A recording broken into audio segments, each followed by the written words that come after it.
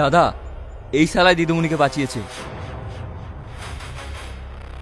নিজেকে নায়ক মনে করছে আর 24 ঘন্টা নার্সিংহোমে দিদিমণির কাছে থাকছে। আপনি শুধু একবার হুকুম দিন, শালাকে এখানেই খালাস করে দেবো। তো হে গাইস, এতক্ষণ যে নাটকটি দেখলেন, নাটকটির নাম কি জানেন না তো? এরকম একটি সুন্দর নাটক পরিগ্রাম টিভিতে খুব তাড়াতাড়ি আপলোড করা হবে।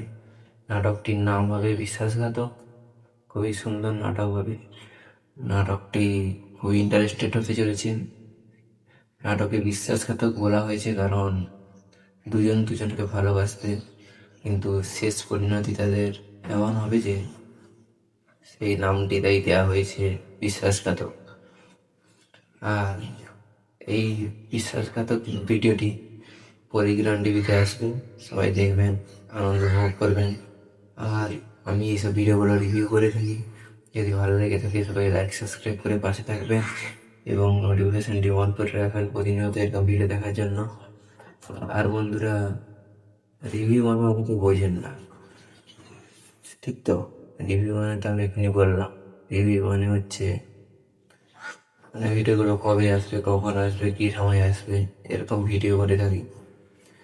খুবই ভালো লাগবে আপনাদের আমার ভিডিওগুলো, তাই সবাই সাবস্ক্রাইব করে নোটিফিকেশানটি অন করে রাখবেন প্রতিনিয়ত একদম ভিডিও দেখার জন্য।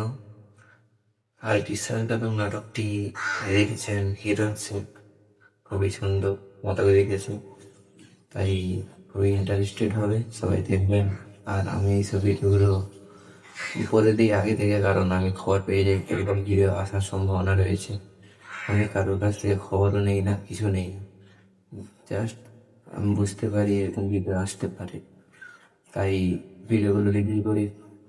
আর পলিগ্রাম টিভি ওনাদের কাছে একটি অনুরোধ, দয়া করে আমার ভিডিওতে স্ট্রাইক দেবেন না, অনেক কষ্ট করে চ্যানেল করিয়েছি, তাই সবাই সাপোর্ট করবেন। এবং পলিগ্রাম টিভিকেও ধন্যবাদ এরকম ভিডিও উপহার দেওয়ার জন্য আমাদের। আর বন্ধুরা, বেশি কিছু বলবো না, এভাবে আমি আমার ভিডিও শেষ করছি। সবাই ভালো থাকবেন, সুস্থ থাকবেন এবং ভিডিওগুলো দেখে আনন্দ উপভোগ করবেন, এই বলে আমি আমার ভিডিও শেষ করছি।